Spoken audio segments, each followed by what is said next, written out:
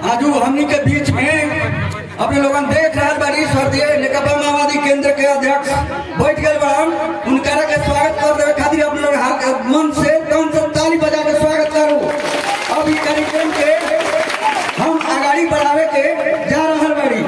वही से ई कार्यक्रम के कम समय में जल्दी नदी के बहुत टाइम के पाबंदी बाटे। वही से ये कार्यक्रम हमनी आगाड़ी बढ़ावे जा रहल बारी।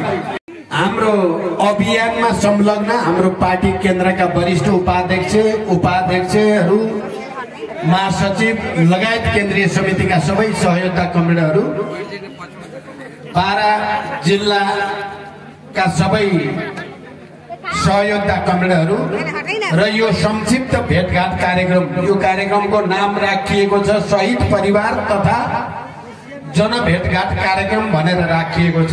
यहाँ उपस्थित सम्पूर्ण आदरणीय जनसमुदाय, म पार्टी केन्द्रको तर्फबाट, हाम्रो भ्रमण टिमको अभियान टिमको तर्फबाट तपाईहरु सबैलाई फेरि क्रान्तिकारी अभिवादन भन्न चाहन्छु। आफ्नो सटीक अभिव्यक्ति मार्फत सञ्चालक कमरेडले केही कुरा राखिसक्नु भएको छ, तपाईहरुले थाहा पाइराख्नु भएको पनि छ। हामी अहिले झापादेखि कञ्चनपुरसम्म हुलाकी मार्ग केन्द्रित गरेर जनतासँग माओवादी तराई मधेस जनजागरण अभियानमा छौं र हामीले हुलाकी मार्ग केन्द्रित भएर नेपालको दक्षिणी सीमाको नजिक बस्ने सबै वर्ग, जाति, क्षेत्र, लिङ्ग, समुदायका जनतासँग प्रत्यक्ष भेटघाट गर्ने, जनताका पीर मर्काहरू के छन् ती बुझ्ने अनि विकासका आवश्यकताहरू केमा केन्द्रित छन् तिनलाई पत्ता लगाउने, किसानहरूका समस्या, मजदुरका समस्या, महिला, दलित, मधेसी, मुस्लिम, थारू लगायतका आदिवासीहरूका पनि समस्या बुझ्ने उद्देश्यका साथ हामीले यो अभियान सुरु गरेका छौं र यो अभियानमा हामी जहाँ गएका छौं सबैतिर तराई मधेसमा रहने, अझ हुलाकी मार्ग वरिपरि रहने जनताको असाध्य जोसिलो भनौं या न्यानो स्वागत हामीले प्राप्त गरेका छौं र बारा जिल्ला प्रवेश गरेपछि पनि हिजो सिमारामा यहाँको जनताको जोरदार स्वागत कार्यक्रम भयो र आज बिहानदेखि यो कार्यक्रमसम्म आउँदा पनि बारा जिल्लाका विभिन्न कार्यक्रमहरूमा, विभिन्न भेटघाटहरूमा, अन्तर संवाद कार्यक्रमहरूमा पनि जनताको अभिरुचि, जनताको चाहिँ उत्साह निकै राम्रो देखिएको छ। म पार्टीको तर्फबाट र हाम्रो भ्रमण टिमको तर्फबाट पनि तपाईहरु सबैलाई हार्दिक बधाई भन्न चाहन्छु, धन्यवाद भन्न चाहन्छु। आदरणीय जनसमुदाय, हामीले यो हुलाकी मार्ग केन्द्रितै अभियान भनेर किन रोज्यौं भन्दा एउटा त यो हुलाकी मार्ग निर्माण गर्ने काममा माओवादी केन्द्रको, हाम्रो पार्टीको विशेष भूमिका छ। तपाईहरुलाई थाहा छ या छैन, म तपाईहरुलाई भन्न चाहन्छु, हुलाकी मार्ग निर्माणको काम कैयौं वर्षदेखि रोकिएर बसेको थियो र यो हुलाकी मार्ग निर्माण हुँदा तराई मधेसको पनि दक्षिण भागमा बस्ने सबै जनताको निम्ति निकै ठूलो राहत र त्यहाँको आर्थिक जीवनमा एउटा नयाँ प्रगति चाहिँ हुने मार्ग हो। यसलाई मैले आफू दोस्रो चोटि नेपालको प्रधानमन्त्री हुँदा भारत भ्रमणको बेलामा गम्भीर रूपले कुरा गरेर भारतीय प्रधानमन्त्री नरेन्द्र मोदीजीसँग गहिरो गरी कुरा गरेपछि नै यो मार्ग निर्माणको प्रक्रिया फेरि अगाडि बढेको हो। कारण हुलाकी मार्ग अहिले बन्दैछ, करिब करिब अब धेरै प्रतिशत बनिसकेको छ। केही पुलहरू र केही ठाउँमा निर्माण कार्य बाँकी छ, त्यसलाई गति दिने पनि हाम्रो उद्देश्य छ। कारण माओवादी केन्द्र र हुलाकी मार्ग चाहिँ गहिरोसँग जोडिएका छन् र यहाँको जनताको निम्ति यो एउटा जीवन रेखा जस्तै हो हुलाकी मार्ग। यो कुरा पनि तपाईहरुलाई राम्रोसँग भन्नु पनि थियो। अर्को तराई मधेसमा बस्ने जनता, यहाँका महिला, यहाँका दलित, यहाँका मधेसी, मुस्लिम, थारू लगायतका जनताको अधिकारका निम्ति सबभन्दा धेरै कुर्बानी गर्यो। सबै जात जातिको, यहाँ के हिन्दू, के मुस्लिम, के बौद्ध मार्गी, सबै धार्मिक समुदायको पनि जाति समुदायको पनि निकै ठुलो बलिदान पहिचानको निम्ति र अधिकारको निम्ति भयो।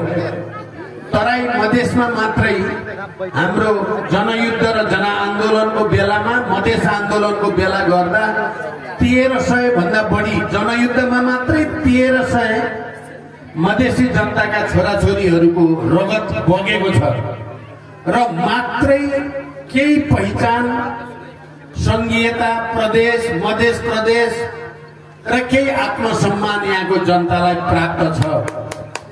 त्यसकारण हामी चाहन्छौँ कि मधेसी जनता र माओवादी केन्द्र, जसको सबभन्दा ठुलो कुर्बानीका कारण यहाँ अहिले मधेसी समुदायले पनि, मुस्लिम समुदायले, दलित समुदायले, महिलाले सबैले केही अधिकार प्राप्त गरेका छन्। तर यो बीचमा कता कता मधेसमा मधेसी जनतालाई माओवादी नै मधेसी जनताको या यस क्षेत्रका उत्पीडित वर्ग समुदायको सम्मान र पहिचान दिलाउने मुख्य पार्टी हो भन्ने कुरामा केही न केही भ्रम छर्ने काम पनि भयो। विभिन्न खालका षड्यन्त्र पनि भए। माओवादीलाई र यस क्षेत्रका जनताको बीचको एकतालाई कमजोर पार्ने अनेक षड्यन्त्रहरू भए। सायद तपाईहरुमध्ये धेरैलाई यो कुराको जानकारी छ भन्ने मलाई लाग्छ। यो षड्यन्त्र थियो, यो प्रतिक्रियावादीहरूको षड्यन्त्र थियो, यो दलालहरूको पनि षड्यन्त्र थियो। मधेसी जनताको निम्ति सबभन्दा धेरै बलिदान गर्ने, कुर्बानी गर्ने पार्टी, उनीहरूको पहिचान र अधिकारको निम्ति लड्ने पार्टी र जनताको बीचमा दूरी पैदा गर्ने षड्यन्त्र भयो। हामीले त्यो षड्यन्त्र चिर्नु पर्छ भनेर मैले गएको 70 को निर्वाचनमा म मधेसमै आएँ। मधेसी जनतासँगै बसेर म निर्वाचन लडे। म सिराहा जिल्लाबाट त्यहाँ मधेस र मधेसमा बस्ने सबै समुदायको सहकार्यमा गएर चुनाव लडेर दोस्रो चोटि प्रधानमन्त्री बन्ने अवसर मलाई प्राप्त भयो। म मधेसीको जनप्रतिनिधिका रूपमा चाहिँ त्यसो गर्नुको हाम्रो तात्पर्य के थियो भने मधेसी जनतालाई यो विश्वास दिलाउनु थियो कि तपाईहरुको हित गर्ने, तपाईहरुको निम्ति लड्ने, तपाईहरुको निम्ति त्याग गर्ने पार्टी माओवादी केन्द्र नै हो भन्ने कुरा तपाईहरुको मनमा, तपाईहरुको विचारमा राम्रोसँग चाहिँ स्थापित गर्ने हाम्रो उद्देश्य थियो। त्यसो भएर म मधेसमै आएर चुनाव लडे र मधेसबाटै मधेसी जनताकै मतले विजयी पनि भए। र मैले त्यति बेला भन्ने गर्थे, मधेसी जनता र माओवादीको बीचमा लभ छ, राम्रो प्रेम छ, तर यसलाई डिभोर्स गराउन चाहने तत्त्वहरू छन्, षड्यन्त्रकारीहरू। मधेसी र माओवादीको लभ राम्रोसँग अगाडि नबढोस् र विजयमा यो टुटोस् भन्ने चाहने षड्यन्त्र थियो। त्यो षड्यन्त्र चिर्नको लागि नै त्यस्तो होइन, माओवादी नै उत्पीडित वर्ग, जाति, क्षेत्र, समुदायको असली मित्र हो। हामी तपाईहरुका छोराछोरी नै हौं भन्ने बुझाउनु थियो। म तपाईहरुप्रति मधेसको जनताप्रति हार्दिक आभार पनि प्रकट गर्न चाहन्छु। हामीलाई तपाईहरुले माया गर्नुभयो, विश्वास गर्नुभयो, चुनाव जिताउनुभयो। मधेसकै प्रधानमन्त्रीको रूपमा, मधेसी जनताको प्रतिनिधिको रूपमा तपाईहरुले नै मद्दत गर्नुभयो। त्यसको निम्ति तपाईहरु सबैलाई म हार्दिक आभार व्यक्त गर्न चाहन्छु। फेरि पनि एउटा भ्रम रहिराख्यो, त्यो के हो भने मधेसी जनताको निम्ति साँच्चै लड्ने भने त मधेसका क्षेत्रीय पार्टी होलान्, मधेसवादी भनिने पार्टी होलान् भन्ने भ्रम मधेसको जनतालाई केही समय रह्यो, जबकि त्यो साँचो कुरा थिएन। र अहिले हामी यो अभियानमा तपाईहरुको बीचमा आउनुको मुख्य तात्पर्य वास्तवमा मधेसका जनताका समस्याहरू, आर्थिक समस्या, राजनैतिक समस्या, शैक्षिक समस्या, किसानका समस्या सबै समाधानको निम्ति समर्पित पार्टी, त्यसको निम्ति इमानदारीतापूर्ण ढंगले काम गर्ने पार्टी माओवादी नै हो भन्ने कुरा मलाई लाग्छ तपाईहरुले बिस्तारै महसुस गर्नु भएको छ। यो अभियानमा मधेसमा, तराईमा हामीलाई जुन समर्थन प्राप्त भएको छ, जुन उत्साह हामीले जनतामा देखेका छौं, तपाईहरुका समस्या हामीले सुनेका छौं, त्यो सबैले गर्दा अब एकचोटि फेरि तराई मधेस र माओवादी पार्टी चाहिँ एक भएर अगाडि बढ्ने विश्वास हामीलाई पैदा भएको छ। एकचोटि फेरि माओवादी र मधेसी एक भएपछि नेपालमा कुनै पनि प्रतिगामी षड्यन्त्रकारी दलालहरू, भ्रष्ट तत्त्वहरू चाहिँ अगाडि आउन सक्ने छैनन्।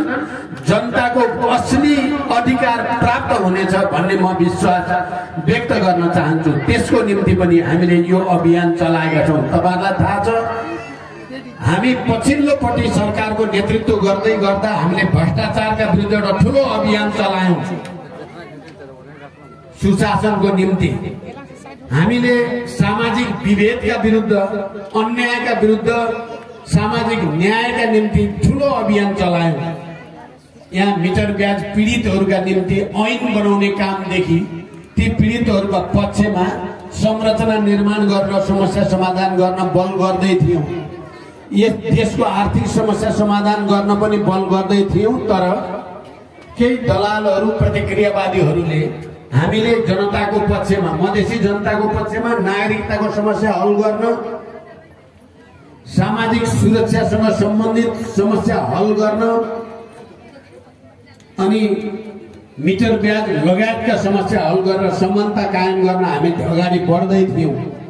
पार्वती देवी न्याय द लाइन आके जल्दी विनोद पटेल सही अपने के देवनारायण चौधरी या हरि चौधरी